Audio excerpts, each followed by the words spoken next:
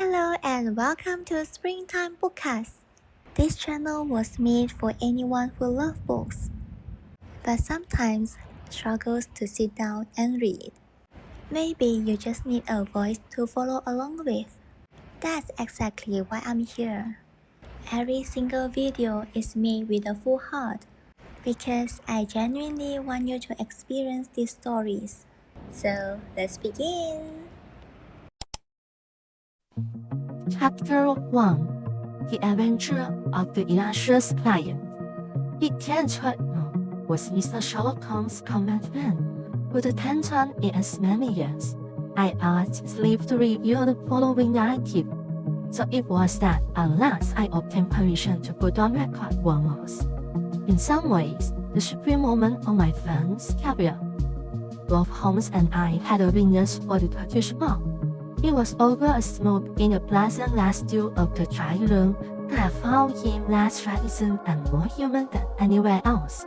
On the upper floor of the Northumberland Avenue establishment, there is an isolated corner where two couches lie side by side, and it was on this that we lay upon September 3, 1982, the day when my narrative begins.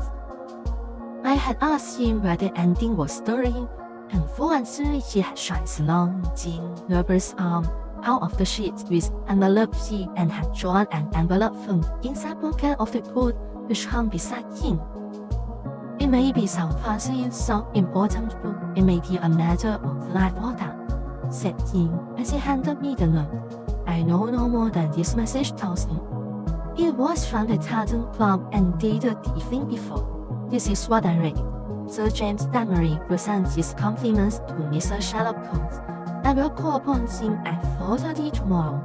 Sir James begged to say that the matter upon which he desires to consult Mr. Holmes is very delicate and also very important. He trusts, therefore, that Mr. Holmes will make every effort to grant this interview, and that he will confirm it over the telephone to the Tartan Club. I'm not to say that I've confirmed it, Watson, said Holmes, as I returned the paper. Do you know anything of this man Damery? Only that his name is a household word in society. Well, I can tell you a little more than that. He has rather a reputation for arranging delicate matters, which are to be kept out of the papers. You may remember his negotiations with Sir George Lewis over the Hammerford Girl case. He is a man of the world with a natural turn for diplomacy. I'm bound, therefore, to hope that it's her false son, and that she has some real need for our assistance. Bound? Well, if you will be so good, Watson, I shall be honored. Then you have the hour, 4:30. Until then, we can put the matter out of our feet. I was living in my own rooms in Queen Anne Street at the time. I was round at Baker Street before the time named.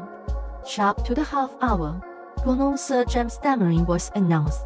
It is hardly necessary to describe him, for many will remember that large, bluff, honest personality, that broad, thin, shrimp face, above all, that pleasant, mellow voice. Fragrance shone from his great iris eyes, and good humor played round his mobile, smiling lips.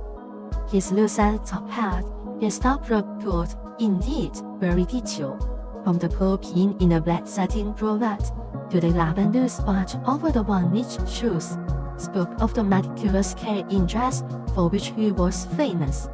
The big, masterful aristocrat dominated the little room. Of course, I was prepared to fight Dr. Watson, he remarked with a courteous tone.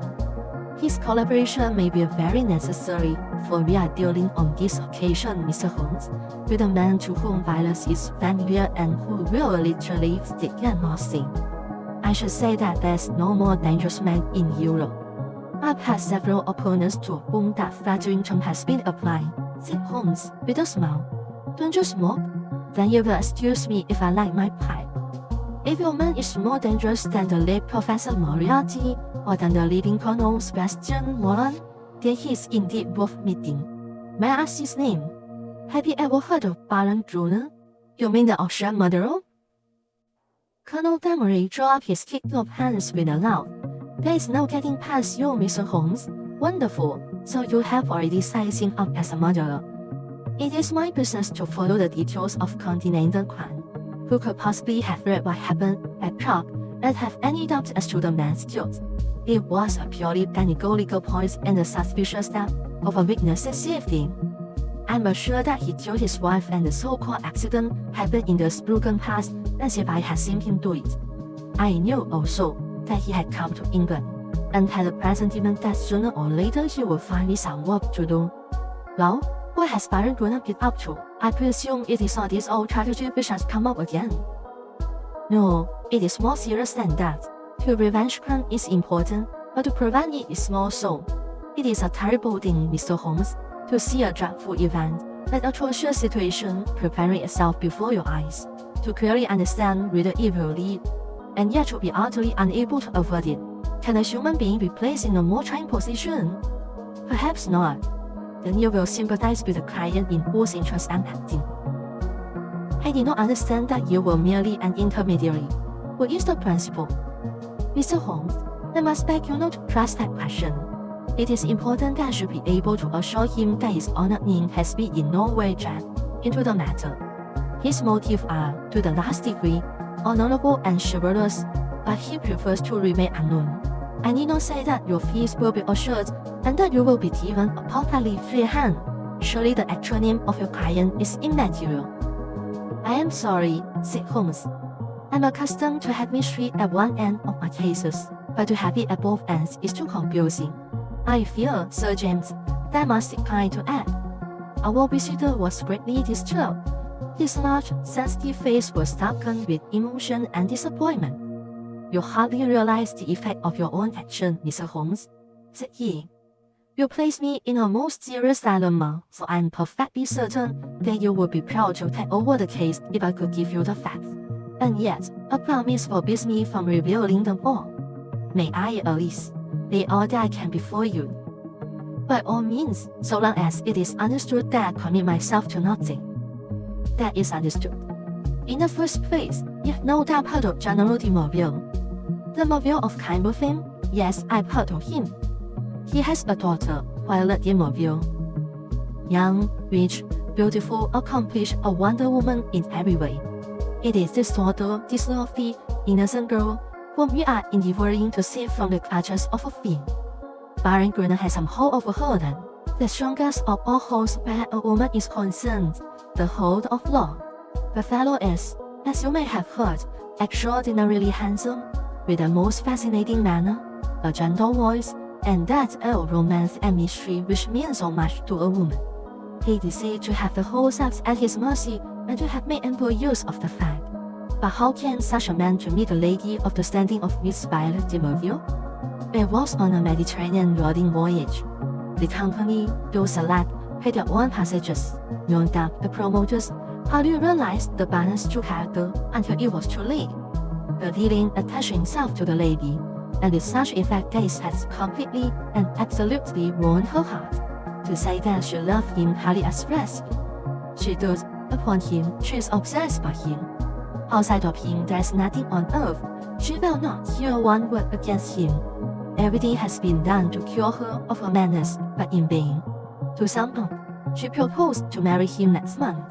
As she is of age and has a will of iron, it is hard to know how to prevent her. Does she know about the Austrian episode?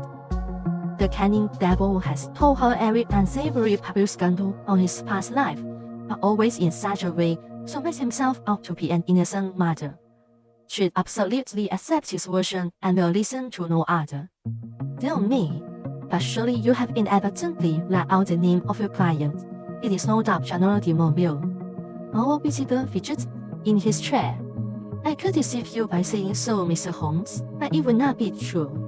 De Morville is a broken man. The strong soldier has been utterly demoralized by this incident. He has lost the nerve which never failed him on the battlefield and has become a weak, doddering old man, utterly incapable of contending with a brilliant, forceful rascal like this Austrian. My client, however, is an old friend, one who has known the general intimately for many years and taken a paternal interest in this young girl since she was shot off. He cannot see this tragedy consummated without some attempt to stop it. There is nothing in which Scotland Yard can act. It was his own suggestion that you should be caught in, but it was, as I have said, on the express stipulation that he should not be personally involved in the matter. I have no doubt, Mr. Holmes, with your great powers you could easily trace my client back through me. But I must ask you, as a point of honor, to refrain from doing so, and not to break in upon his incognito. Holmes gave a whimsical smile. I think I may safely promise that, said he. I may add that your problem interests me, and that I shall be prepared to look into it. How shall I keep in touch with you? The Carlton Club will find me, but in case of emergency, there's a private telephone call. Holmes noted it down and said, still smiling, with the open memorandum book upon his knee. The Baron's present address, please? Benton Lodge, near Kingston. It is a large house. He has been fortunate in some rather shady speculation, and is a rich man, which, naturally, makes him a more dangerous antagonist. Is he at home at present? Yes. Apart from what you have told me, can you give me any further information about the man? He has expensive taste. He is a horse fancier. For a short time he played polo at Hurlingham, but then this proud affair got noise about, and he had to leave. He collects books and pictures. He is a man with a considerable artistic side to his nature. He is, I believe, a recognized authority upon Chinese pottery, and has written a book upon the subject. A complex mind, said Holmes. All great criminals have that. My old friend Charlie Peace was a violin virtuoso. Wainwright was no mean artist. I could quote many more. Well, Sir James, you will inform your clients that I am turning my mind upon Baron Werner. I can say no more. I have some sources of information of my own, and dare say we may find some means of opening matter out. When our visitor had left us, Holmes sat so long in deep thought that it seemed to me that he had forgotten my presence. At last, however, he came briskly back to all. Well, Watson, any views? He asked. I should think you had better see the young lady herself. My dear Watson, if her poor old broken father cannot move her, how shall I, a stranger, prevail? And yet there is something in the suggestion if all else fails. But I think we must begin from a different angle. I rather fancy that Sherlock Johnson might be of help. I have not had occasion to mention Sherlock Johnson in these memoirs, because I have seldom drawn my thesis from the latter phases of my friend's career. During the first years of the century, he became a valuable assistant.